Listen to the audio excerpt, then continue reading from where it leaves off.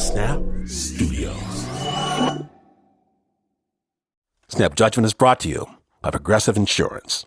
Fiscally responsible, financial geniuses, monetary magicians. These are things people say about drivers who switch their car insurance to Progressive and save hundreds. Visit Progressive.com to see if you could save. Progressive Casualty Insurance Company and affiliates. Potential savings will vary. Not available in all states or situations.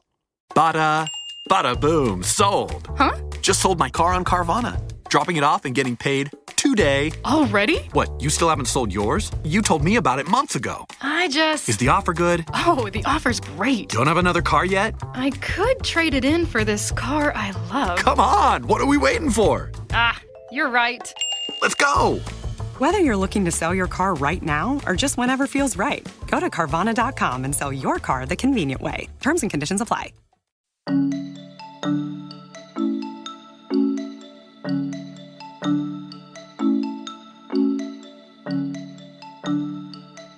Today on Snap Judgment, I get to hand you off to comedy mastermind Chris Gethard.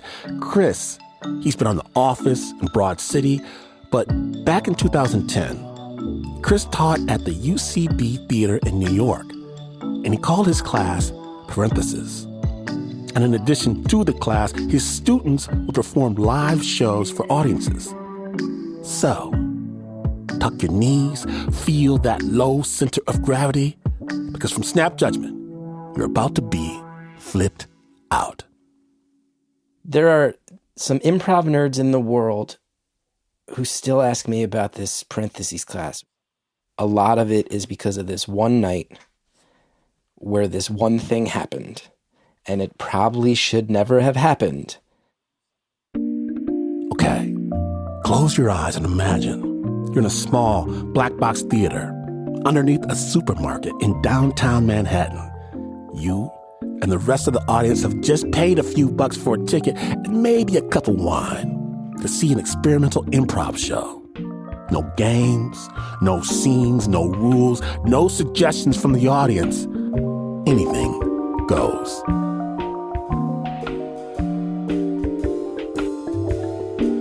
Pretty early into it, Murf kind of calmly takes the stage, and he's got a lot of stage presence. He really commanded the energy, and he just kind of plainly puts it out there. I tell the audience, I'm going to try a standing backflip. I always thought a backflip was like a standing backflip was a cool thing that looked fun. Hi, I'm Murf Meyer. I was a student in Gethard's parentheses class. And the catchphrase about Murf became he's got the mustache of a cowboy and the haircut of a samurai. He had like a samurai ponytail, a big mustache, and then dressed like one of the Reservoir Dogs. White shirt, black tie, black pants. Murf's outfit, which seemed crazy when I first saw it, had a real purpose behind it.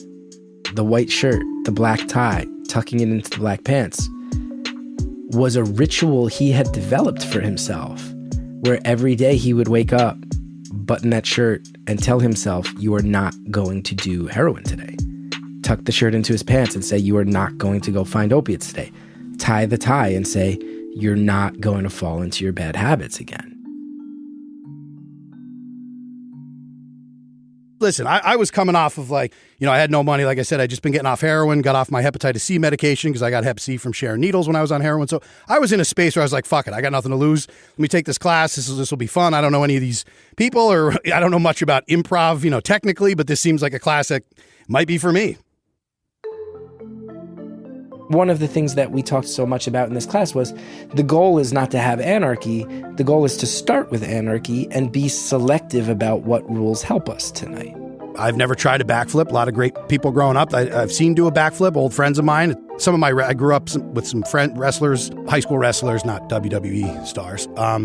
These are guys who could do backflips that I grew up with. Yeah, and I was like, oh man, that looks like really cool. But I just never tried it.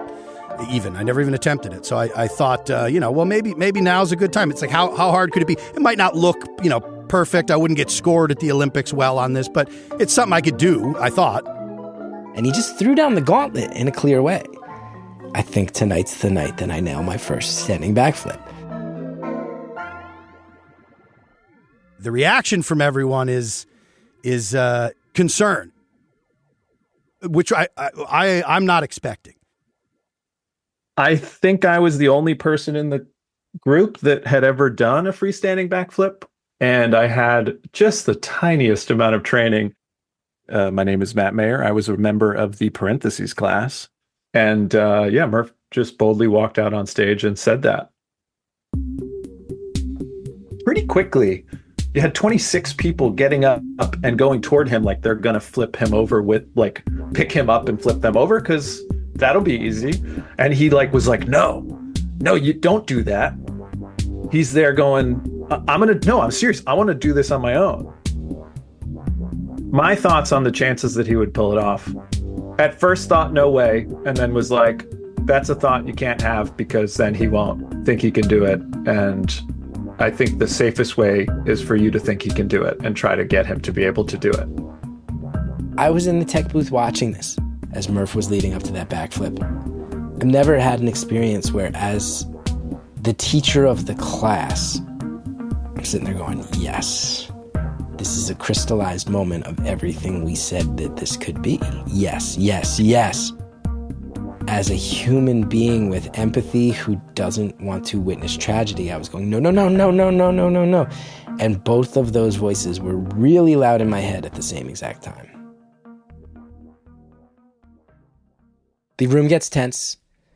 Some of that tension is the tension of, oh, this could end poorly. And some of the tension is this sort of immediate electricity, this immediate excitement of, how cool would it be? How cool would it be to hear someone say, I always wanted to do a backflip. I've never tried, and I'm going to nail it tonight. If it works, how cool is that? So Murf starts kind of stretching. Just a brief run of calisthenics there. Just, let's stretch the hammies out a little. It's, I was doing a little bit of that. Probably a little bit of the pumping myself up to try to really, get that adrenaline. It's like, if I might only need one more inch here. So I'm going to the adrenaline will carry me over. So I was pumping myself up a little bit. Matthew Mayer takes the stage with Murf and goes, I need to talk to you for a second. I'm saying stuff like, you don't want to go backwards. You want to land where your feet were. So you got to remember to jump high and then rotate. A lot of people dump their back and then you just land on your head. And Matthew Mayer says to Murf, so the thing about doing a backflip is that your body does not want to be heading in that direction. I think it's like an instinctual reaction that your brain is like, don't do this, and then just sort of stops. And that's where you get in trouble, when you go halfway. So when you do a standing backflip, you go all the way or you don't go. And it was chilling to be in that room. The whole crowd is feeling it. It is not too long after that intervention by Matt Mayer that the stage clears. It's just Murf, no spotter. Because he doesn't want a spotter. He doesn't want one. He waves it off. Waves it off. It would be my instinct to do it, and I'm not allowed. Nobody's standing by. It's just spotlight on Murf on the stage. And it becomes clear he's going for it. I'm thinking I'm going to pull this off, 100%. He squats down. Murf goes up. He gets height. I'm in the air. I'm moving. My vision, I'm seeing a little bit of the wheels turning there. So I'm like, all right, here we go. And I'm thinking when I'm in that moment in midair, I'm doing it. Because, I committed. From my perspective, I think I made it a full halfway around. So I was upside down. And then he comes down. Everything blurs, and then it's a crash. It's a crash and burn scenario. Just slams on the ground from 3 feet in the air. Kind of landed on my head and my neck. The ground there is a very thin layer of plywood with cement under it. It's a basement theater. And it's this big thud. The room is not silent, certainly not laughing or clapping or cheering, almost a buzz of people talking, whispering to each other, gasps, and then quiet. I am in the tech booth and I am pretty convinced that I just taught an improv class where someone paid money and I watched them paralyze themselves as part of the improv class. I am just silent. there's that sense at first. I wasn't even sure how bad it had failed or what had happened. I would only be able to liken it from my own experience to like a car accident. I went not all the way through the windshield once, but I got in a terrible accident where I kind of went through the windshield. It felt like that, just getting your bell rung, where it's like blackout for a second. Let me get my bearings. Let me get, everything's like okay. And so that's kind of what it felt like then. So yeah, I think the adrenaline probably helped. And it was one of the most tense experiences I've ever had in a live performance. Most of the room thought they witnessed something medically really bad happen. Most of the room thought they saw someone get severely hurt, if not beyond that. You do that once, and then I think you shut the door on that as a performance style. But Murf got up. I don't know what it is, but some strange instinct, instead of stopping the show and being like, call an ambulance, we continue the show. I just remember kind of sitting off to on the sidelines a little bit while people were kind of, rubbing my shoulders a little, looking me in the eye, being like, are you okay? At some point, it did end with the rest of the group lifting Murf up and physically putting him through the motion of a backflip so that he could feel the upside down nature and successfully do it. Like each person grabbed a limb, and then I think Matt Meyer maybe guided the torso, the trunk around, and it was a slow-mo. We were in no rush to get this done. We just needed the physical act of me completing a rotation and coming down on my feet.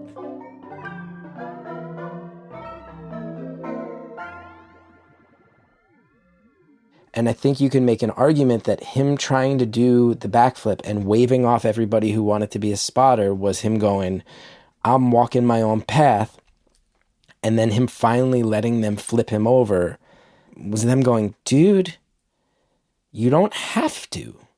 You don't have to like doggedly insist on being alone in this anymore. Like, we will help you.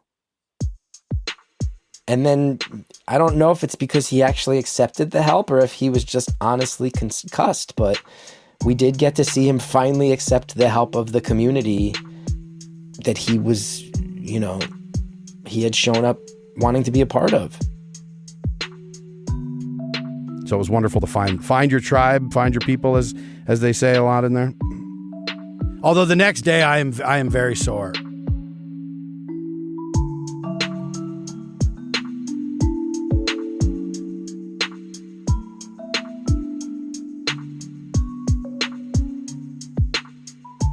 Snappers, do not try that at home. Thank you to Murf Meyer for not dying, to Matt Meyer for being our backflipping guru, and to Chris Gethard for letting this whole sorry mess happen in the first place. We thank you. You can listen to Chris Gethard's Beautiful Anonymous and New Jersey is the World, wherever you get your podcasts. The original score for this piece was by Renzo Gorrio. The story was produced by Zak Rosen with help from John Fecile.